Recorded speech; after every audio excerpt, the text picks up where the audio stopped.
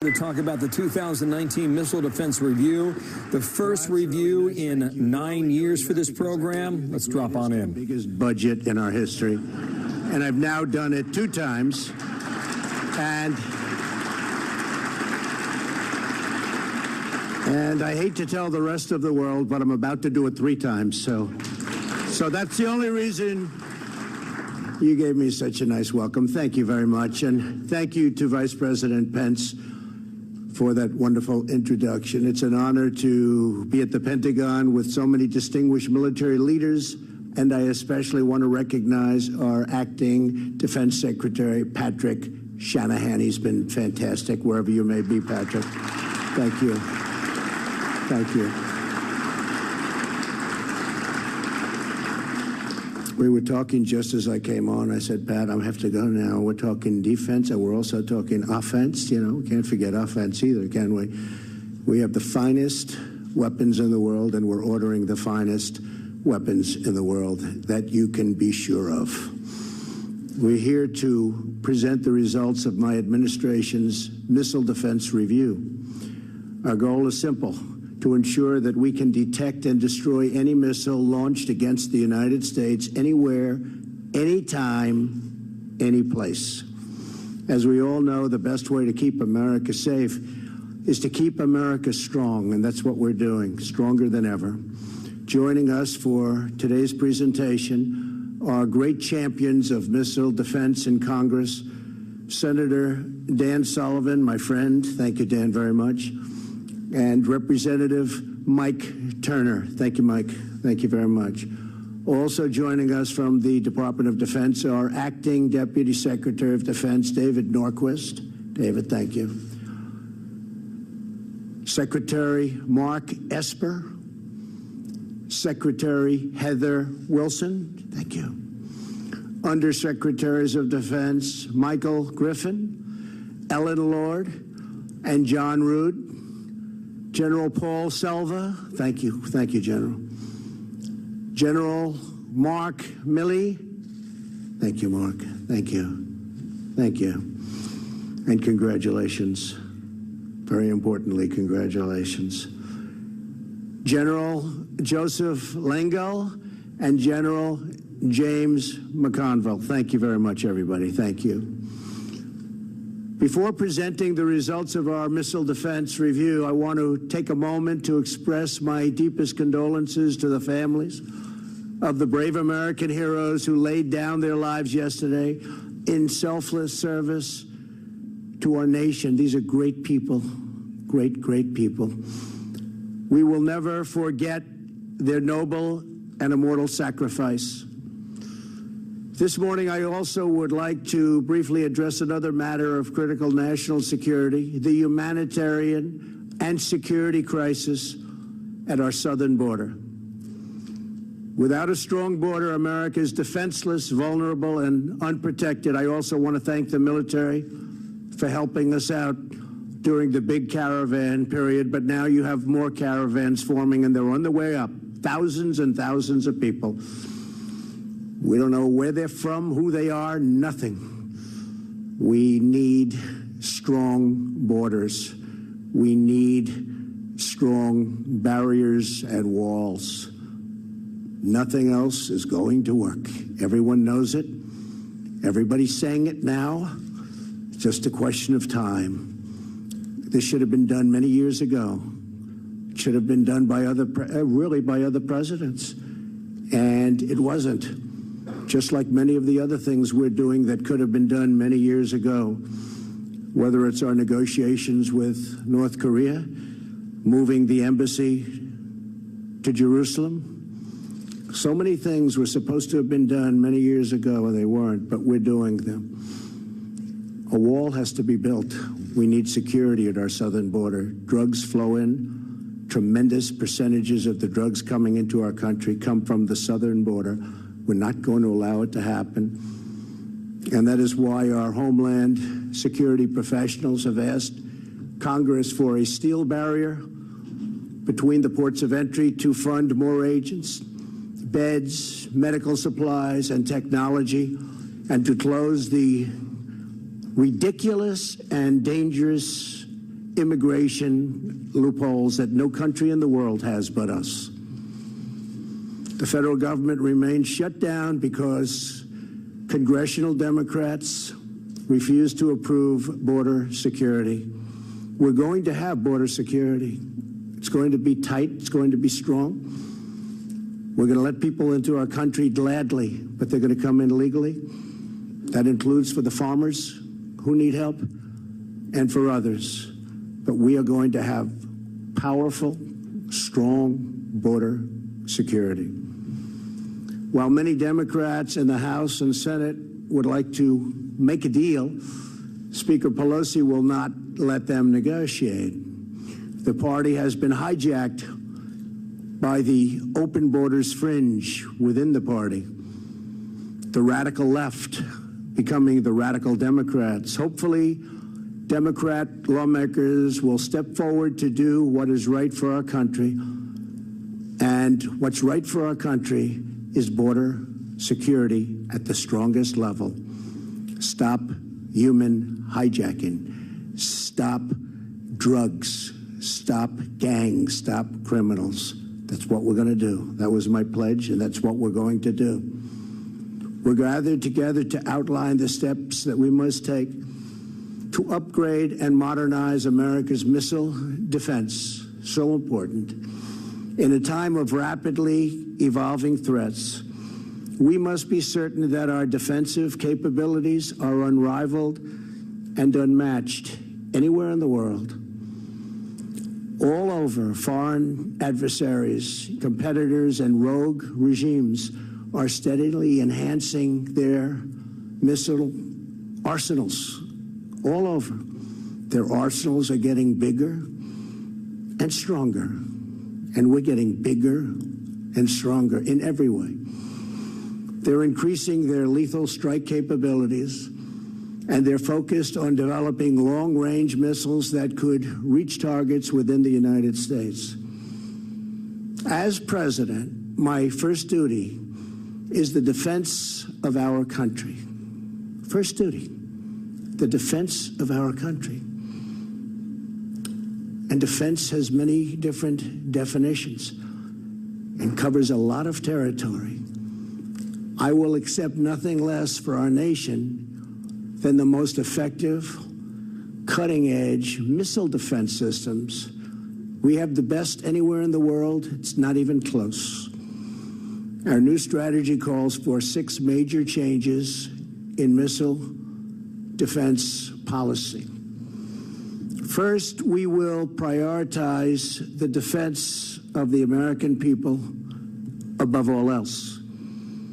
Our review calls for 20 new ground-based interceptors at Fort Greely, Alaska, and new radars and sensors to immediately detect foreign missiles launched against our great nation. We are committed to establishing a missile defense program that can shield every city in the United States, and we will never negotiate away our right to do this. Second, we will focus on developing new technology, not just investing more money into existing systems. The world is changing, and we're going to change much faster than the rest of the world. This past Tuesday, the Iranian regime tested a space launch vehicle which failed that will provide Iran with critical information, if it didn't fail, that they could use to pursue intercontinental ballistic missile capability and a capability, actually, of reaching the United States. We're not going to have that happen. The United States cannot simply build more of the same or make only incremental improvements. What we've done to Iran since I've become president is rather miraculous. I ended the horrible, weak Iran nuclear deal, and I will tell you, Iran is a much different country today than it was 2 years ago. It's not the same. and it won't be the same. And I do believe they want to talk. It is not enough to merely keep pace with our adversaries. We must outpace them at every single turn. We must pursue the advanced technology and research to guarantee that the United States is always several steps ahead of those who would do us harm. Third, we will protect the American people from all types of missile attacks. In the past, the United States lacked a comprehensive strategy for missile defense that extended beyond ballistic missiles. Under our plan, that will change. The U.S. will now adjust its posture to also defend against any missile strikes, including cruise and hypersonic missiles. And we are, by the way, very advanced also on hypersonic technology and missiles. We will always be at the forefront of everything. Fourth, we will recognize that space is a new warfighting domain, with the Space Force leading the way. My upcoming budget will invest in a space-based missile defense layer. It's new technology. It's ultimately going to be a very, very big part of our defense and obviously of our offense. The system will be monitored, and we will terminate any missile launches from hostile powers or even from powers that make a mistake.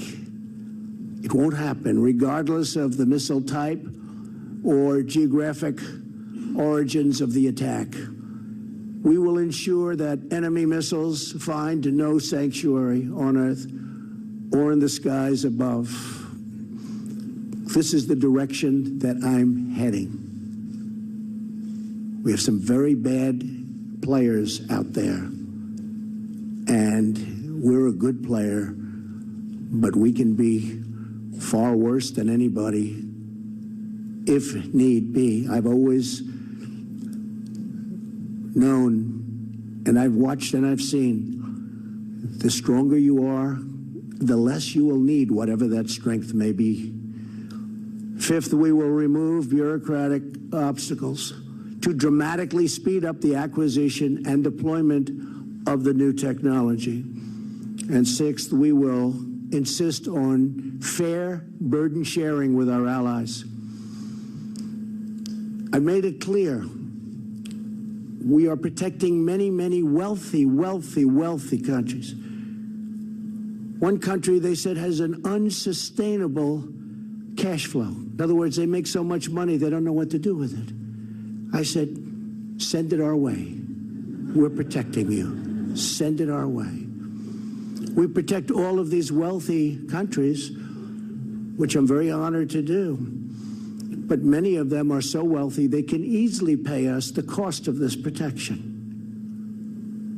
So you'll see big changes taking place. And we've had great talks with countries, friendly talks. One of them said, Mr. President, yes, we will work with you. But for 30 years, nobody's ever asked. I said, now we're asking. Took a long time. I said, now we're asking. And that allows us to spend much more money than these incredible budgets where it's just money going out and not coming back. So wealthy countries that we're protecting are all under notice and all cooperating very nicely. I would say they probably liked other presidents more than me, but that's okay. I don't blame them. I would too. There was a recent poll in Europe. The original poll, when I first ran, I was one of the most popular people in the world. And now they said he's not popular in Europe. I shouldn't be, because I'm asking them to step up. You have countries paying less than 1% in NATO. Last year, I raised $44 billion more by saying, I'm sorry, you have to step up.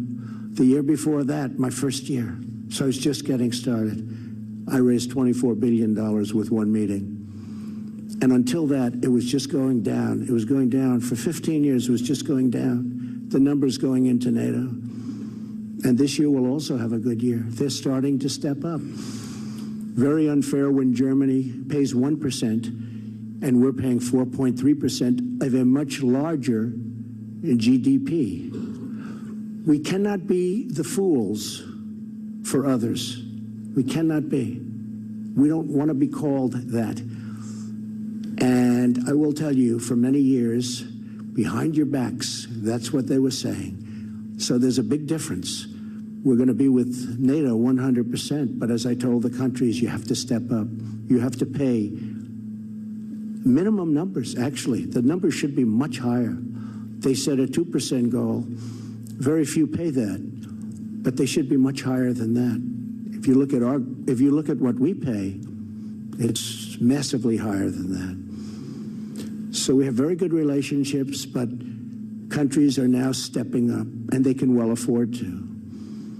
In furtherance of this goal, our plan directs the Department of Defense to prioritize the sale of American missile defense and technology to our allies and to our partners. We want them to be able to defend. And they're willing to pay for the finest missiles in the world. They've already done that. They're stepping up like nobody's ever seen before, actually. We will also leverage our network of partnerships to share early warning and tracking information and detect missile launches as early as possible. Today marks the beginning of a new era in our missile defense program. For too long, we have been held back by self-imposed limits while foreign competitors grow and they advance more than we have over the years. Part of the reason is we spend so much money on so many other places. Now that's changing. We're helping, and we're able to spend money on technology and new defense and far beyond defense systems. A couple of headlines here from the Pentagon. First, on the border. Without a border, we're a defenseless country, he says. We need a strong border, barriers and walls. Prior to that, with regard to the attack yesterday in Syria that left 4 Americans dead, we will never forget their noble and immortal sacrifice. On missile defense, Sandra, he continues. The president continued to talk about our threats, adversaries such as North Korea, Russia, China, Iran, increasing in numbers, accuracy, and sophistication of their missiles.